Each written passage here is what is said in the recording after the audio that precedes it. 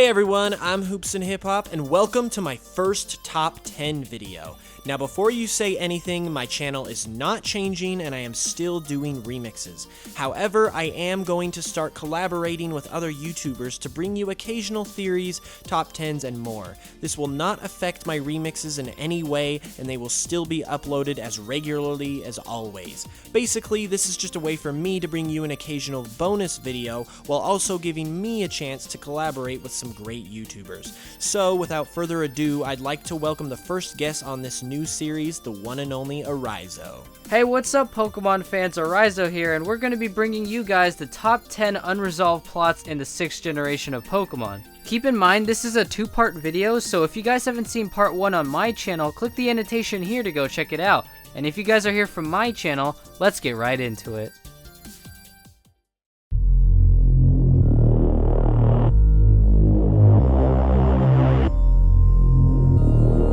Continuing the countdown at number 5, we have Volcania. Volcania was just barely officially announced by the Pokemon Company, but we still don't really know anything about him. Discovered by hackers along with Diancie and Hoopa shortly after X and Y's release, Volcania is still a mystery even as we approach the climax of Gen 6. The next Pokemon games, whatever they may be, are obviously centered around Zygarde, but what role will Volcania play? He's gotta play some role, and Game Freak has definitely been holding him back for a good reason. It's also interesting to note that Volcania has a fire/water typing, and is the only Pokemon with such a typing. Will that have anything to do with whatever role he may have? I'm not sure, but what I do know is that the hype is real.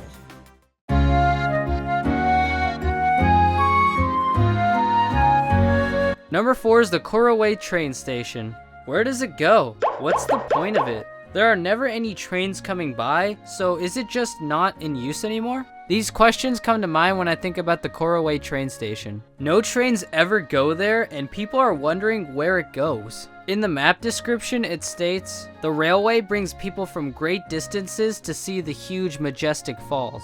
Well, where is this great distance they're talking about?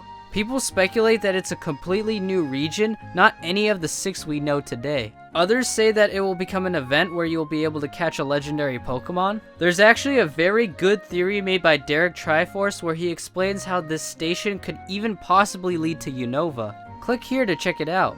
This plot has to be re-explored in the next Kalos games because this situation calls for it. You don't just put something like that in a game for it not to be explored in a later time.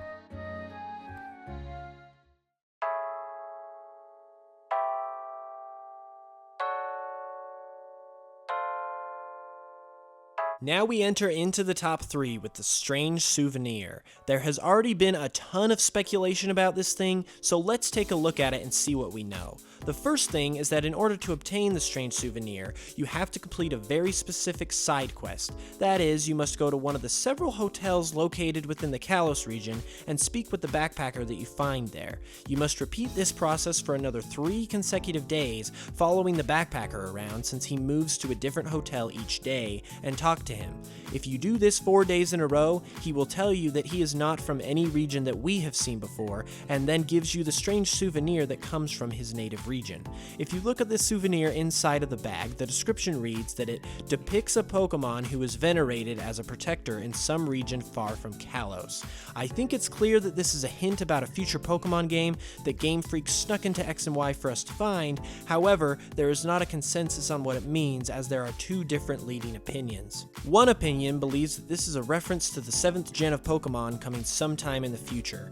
Others believe that the faraway region that the backpacker is from will actually be a part of the 6th gen games, and that this is where the next games will take place. Maybe Volcania is the protector that the souvenir depicts. Maybe that's why he wasn't revealed until just now. In all honesty, however, I believe that this is hinting at the 7th gen, because I think having 2 regions within 1 generation might be a little hard to follow, but anything could happen.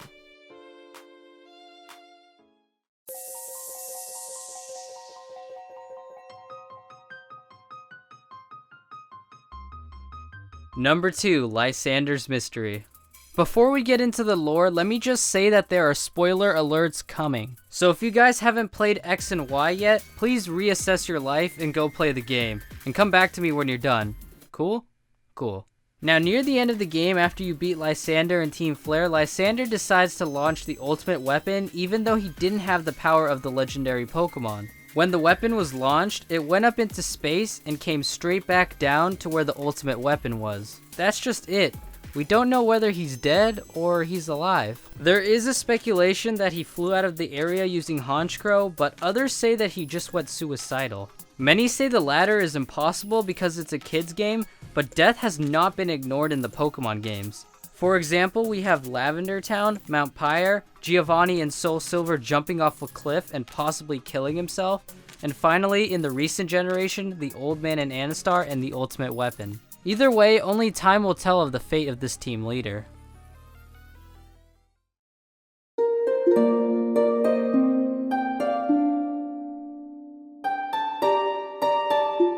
And coming in at number 1, we have the Eternal Flower Floette. This is in at number 1 because we believe Eternal Flower Floette will play the biggest role and will be the biggest plot point in the next games, and here's why. Firstly, evidence has been found in-game for the Eternal Flower Floette. Through hacking, it has been found that this Floette has its own signature move called Light of Ruin. This most likely means that it will be obtainable by the player in-game after some sort of event. Secondly, the backstory of Floette's trainer, AZ, has been the central focus of the 6th Gen games. It has driven the plot of X and Y, and AZ himself was even mentioned in Omega Ruby and Alpha Sapphire. During the Delta episode, Wallace will tell you that the tree in front of the Sutopolis gym was planted there by AZ, and underneath the tree you can see the eternal flower that Floette holds.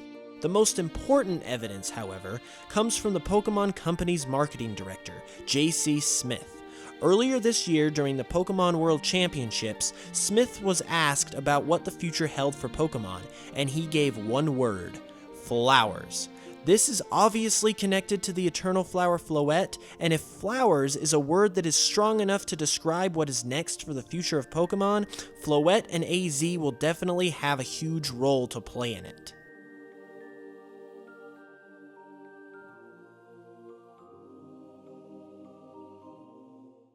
And there you have it. Those are our top 10 unresolved plots in the 6th Gen games. If you enjoyed the video, be sure to leave a like and subscribe for more videos and remixes. I'd also like to give a big shout out to Eryizo for joining me today. If you haven't seen part 1 of this video, or you just want to check out some awesome Pokemon content, then definitely go subscribe to his channel. You won't regret it. With that being said, I'll smell you guys later.